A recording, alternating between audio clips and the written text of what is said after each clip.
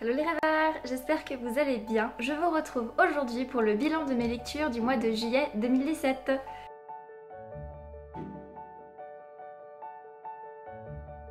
Alors, cette fois-ci, j'ai une dizaine de romans à vous présenter. Je n'ai effectivement pas chômé. Durant le mois de juillet, j'ai pas mal lu. Pas énormément en termes de bouquins, mais beaucoup en termes de pages, on va dire. Je vous explique tout ça très vite. Mais en attendant, je vous rappelle que le mois dernier, je vous avais laissé avec Raison et Sentiment de Jane Austen, que j'ai déjà détaillé dans la dernière vidéo. Donc je n'en reparlerai pas maintenant, mais voilà, je l'ai fini au tout début du mois, à cheval entre deux, donc voilà. Mais je vous invite vraiment à le lire, parce que c'est juste trop bien. Puis regardez comme elle est belle cette édition. Hein. C'est prévu que je me procure la suite, c'est vraiment prévu. Pas la suite, les autres bouquins de la même collection. Après ça, je me suis quand même dit qu'avec la grosse OP, avec l'énorme arrivage d'e-book que j'avais eu dans ma palle, il fallait quand même que je baisse ma palle numérique. Je me suis donc lancée dans Because of You de Juliette Bonté, publié chez Harlequin HQN. Alors, je dois vous avouer qu'encore une fois, Juliette Bonté a vraiment bien topé. Je me suis vraiment éclatée dans cette romance qui a été hyper addictive, hyper fraîche, avec beaucoup d'humour, avec une relation qui évolue, qui n'est pas forcément évidente au départ, mais qui prend une ampleur qui est juste incroyable. J'ai beaucoup aimé de suivre l'évolution des personnages, surtout qu'on est à la fois... Enfin, on est dans la tête des deux personnages, et c'est juste trop bien. Enfin, je vous le conseille vraiment parce que c'est pour découvrir New York d'une autre manière, pour découvrir des personnages qui sont juste normaux et spontanés. Ça fait du bien de voir des personnages qui sont pas... comment vous dire, qui sont pas parfaits, qui sont vraiment comme nous on pourrait l'être, et c'est vraiment trop chouette. Donc je vous conseille vraiment, parce qu'en plus Juliette a vraiment un don pour la narration. On s'ennuie pas un instant, il n'y a pas de temps mort, et il y a des sujets qui sont des sujets très sérieux qui prennent place, surtout sur la fin de l'intrigue, et c'est trop cool. Bref, je vous conseille, c'est une petite romance très chouette. En plus pour l'été, c'est parfait au bord de la plage, donc voilà. Après ça, je suis retournée au papier, puisque j'ai décidé d'alterner lecture numérique et lecture papier. Je me suis donc plongée dans le tome 3 de la saga Firebird de Claudia Gray, donc A Million Worlds with You. Alors, déjà, admirez cette magnifique couverture, n'est-ce pas, hein? C'est beau, hein. L'histoire dedans est tout aussi magnifique que la couverture. Ça nous parle de voyage interdimensionnel. C'est le dernier tome de la saga. C'est hyper prenant. Il y a un petit moment où voilà, ça peine un petit peu à démarrer. On a un peu de mal parce que on a l'impression qu'on chasse. On poursuit un objectif avec l'héroïne et ça avance pas. Ça traîne avec Marguerite et puis il y a un truc qui arrive, qui débloque la chose, et là on est reparti dans un feu total et c'est juste trop bien. J'ai vraiment aimé cette conclusion parce qu'en plus le niveau psychologique des personnages est vraiment bien traité. Moi qui ai lu différents bouquins sur les multivers, je trouve que c'est la saga qui le traite le mieux, qui nous fait rêver par les univers qu'on découvre et qui aborde ça de manière totalement innovante. J'aime beaucoup et je vous conseille vraiment cette saga si vous pouvez la lire en anglais. Elle n'est pas traduite actuellement, mais vraiment, c'est trop cool. Et en plus, c'est beau, il y a une jolie histoire d'amour à l'intérieur. Après ce petit détour en SF, je me suis replongée dans de la romance. Je me suis laissée tenter par le tome 1 de Bad Romance de Céline Mancelon aux éditions Milady, collection No Adulte.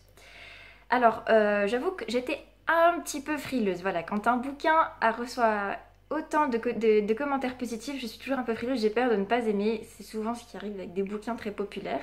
Mais là, je me suis laissée embarquer par cette romance qui défie les codes et qui pourtant, comment vous dire, c'est une histoire d'amour, hein. Voilà, c'est deux personnes qui tombent amoureuses l'une de l'autre, et puis il y a autre chose, il y a quelque chose, un côté psychologique qui est ajouté, qui est tout à fait innovant, qui m'a énormément plu, et c'est ce qui ajoute vraiment de la densité au roman, et ça c'était vraiment top. En plus de ça, les personnages ont des répliques, mais tellement naturelles, tellement vives, qu'on s'y croirait vraiment, et c'est juste trop chouette. Je vous conseille vraiment ce premier tome parce que c'est hyper addictif. Après, il y a toujours des scènes qui sont un petit peu trop osées pour moi comme d'habitude, mais en dehors de ça, c'était juste extraordinaire. C'est pas... Vous attendez pas quelque chose de fulgurant, mais quelque chose de vraiment original et innovant par certains points, et ça fait vraiment du bien, donc ça aborde des sujets sérieux, et en même temps c'est une belle histoire d'amour, donc voilà. Je vous conseille, vraiment. À la suite de ça, je me suis plongée dans un tout autre genre, mais un livre qui me faisait tellement envie depuis tellement longtemps. Il s'agit de Gardien de Cité Perdue, tome 5, projet Polaris de Shannon Messenger, publié chez Lumen. Ah j'aime énormément cette saga de fantasy qui est juste incroyable, avec des personnages, une bande de copains qui est tellement plus qu'une bande de copains, et puis Ah, ça serait tellement long à vous expliquer, il faut le lire pour comprendre, mais c'est tellement... Ce sont des gros bouquins, mais on s'ennuie jamais dans ces gros bouquins. Là en plus, je trouve que Shannon Messenger a vraiment changé la donne parce que ces personnages bougent quelque part moins. Il y a moins d'épisodes épiques comme on avait pu voir dans les tomes précédents. Il n'y a pas de déclenchement, enfin d'épisodes cataclysmiques. Il n'y a pas de cataclysme quoi. Mais il y a une tension qui se crée. On ne sait pas qui on peut faire confiance. On ne sait pas quel est le prochain mouvement sur l'échiquier.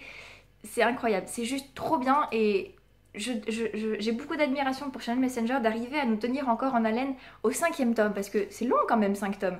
Mais elle s'en sort, elle réussit à faire rebondir son histoire à chaque fois et c'est super. En plus son imaginaire est juste incroyable, je rêve de vivre dans les cités perdues, c'est magnifique. Voilà, je vous conseille vraiment cette saga si vous ne l'avez pas encore lu. En plus les 2 premiers tomes sont sortis en poche. Donc foncez parce que c'est juste super. Puis en plus l'évolution des personnages est juste assez incroyable. Même si Sophie est un personnage jeune, on aime la suivre parce qu'elle est pleine de maturité, elle est pleine de beaucoup de qualités en fait. Donc voilà, je vous conseille vraiment et puis vivement le tome 6. Passons maintenant au gros morceau de ce mois, c'est-à-dire que j'ai lu l'intégrale de La Guerre du Lotus de Jay Kristoff aux éditions Brajlon. C'est pour ça que je vous disais en début de vidéo que j'avais pas énormément de bouquins en fait à vous présenter, mais que j'ai lu énormément en termes de pages, parce que cette intégrale représente en fait 3 tomes, et d'après mes estimations ça représente 1500-1600 pages. Je les ai lus en une semaine. Voilà, pour vous dire que cette trilogie est épique. Je crois que à chaque fois c'est le premier mot qui sort de ma bouche quand je pense à cette saga, c'est épique. Épique. Vous mettez des griffons, vous mettez un espèce de steampunk japonais, vous mettez une fille de 16 ans qui veut pas être une héroïne mais qui le devient et puis qui a une force intérieure qui est... Ah, et une relation entre les deux par la pensée.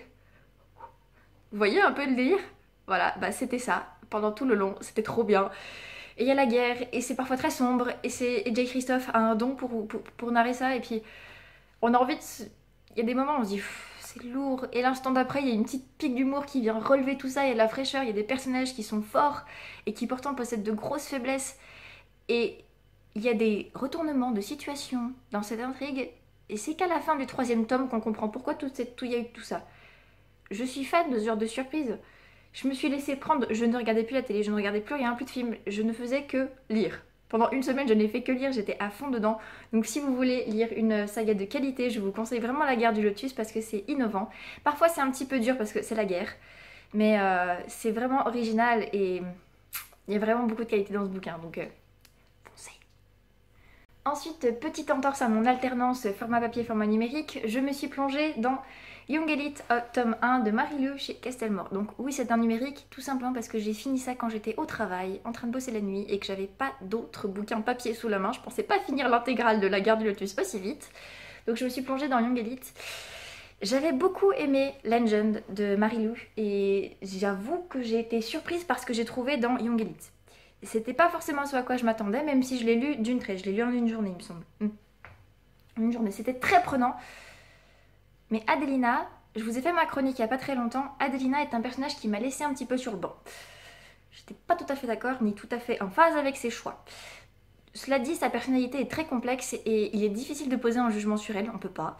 Et c'est très intéressant de suivre son chemin parce qu'elle a un passé qui est compliqué, elle a un avenir qui est compliqué, tout est compliqué. Mais c'est prenant parce que c'est dans un univers fantastique, voilà, ce sont des personnages qui ont subi une espèce d'épidémie quand ils étaient plus jeunes et ils ont gardé des marques, souvent physiques, et certains ont reçu quelques pouvoirs. Le pouvoir d'Adelina est assez flippant. Voilà. C'est une histoire qui m'a intéressée, je suis pas sûre encore que je lirai le tome 2 parce que je suis pas déçue mais je suis désarçonnée, je ne sais toujours pas vraiment quoi penser. Donc voilà, c'est une histoire qui était très intéressante, je sais qu'elle a plu à beaucoup de lecteurs, qu'il y a eu des coups de cœur, mais alors moi elle m'a laissé un peu, j'étais surprise. Donc voilà, pour l'instant je sais pas trop quoi vous en dire, à part que c'est très original, que le côté psychologique est très bien mené, et voilà, que c'est du Marie-Lou et que c'est bien. Mais c'est juste que moi je me suis pas retrouvée en phase avec l'histoire. Voilà. Après ça, retour à de la romance pure, avec un univers que j'étais sûre d'apprécier, avec une auteure que j'étais sûre d'apprécier. Je me suis plongée dans le tome 3 de Thunder Road de Cathy Magary, donc Long Way Home. Alors cette fois-ci c'est l'histoire entre Chevy et Violette, dont on entend parler depuis le premier tome. J'avais très envie de savoir ce qui allait se passer et je n'ai pas du tout été déçue parce que là cette histoire prend dès le début un virage que je n'attendais pas. Pas du tout. Là Cathy Magary elle a décidé de se lancer directement, de jouer la sadique, voilà, pam pam pam pam. Et ensuite, les relations sont très compliquées pour les personnages, non pas forcément entre eux, mais avec leur entourage. Et j'avoue que j'ai beaucoup aimé la manière dont l'intrigue a été menée. Je suis déjà toujours hyper fascinée par l'alternance de la narration que Cathy Magary réussit à créer, à la personnalité de chacun de ses personnages, et en plus là, elle a fait un crossover avec une autre de ses sagas. Et j'étais juste... Ah, mon cœur a fait boum boum. Non, c'était trop bien. C'est vraiment... j'aime énormément cette auteure, j'aime beaucoup ce qu'elle fait. Et là encore, elle m'a emportée, elle m'a embarquée. J'étais à fond, le début a démarré voilà, jusqu'à ce qu'il y ait cet événement incroyable qui survient, qu'on n'attendait pas forcément, mais qui pouvait être prévisible. Et voilà, et après tout s'embraye et c'est beau. C'est beau, c'est prenant, c'est haletant, c'est tout ce que vous voulez, mais c'est hyper incroyable et vraiment j'espère que cette saga pourra être traduite pour ceux qui veulent lire en français. Mais voilà, puis si vous n'avez pas déjà découvert Cathy Magary, foncez, foncez, c'est trop bien, c'est trop cool. Ah Abordons maintenant la dernière lecture entière du mois de juillet. Il s'agit de La perle et la coquille de Nadia Hachimi aux éditions Milady. Alors c'est un bouquin que j'avais téléchargé parce qu'il était gratuit pendant 3 jours. Pourquoi j'ai pas lu ce livre plus tôt? Pourquoi je l'ai pas téléchargé plus tôt?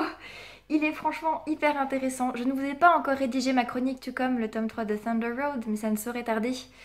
La perle et la coquille en fait nous parle de 2 récits différents de 2 femmes qui sont de la même famille mais à 2 époques différentes en Afghanistan. Et j'ai été très touchée par leur histoire qui est à la fois douloureuse et très belle, très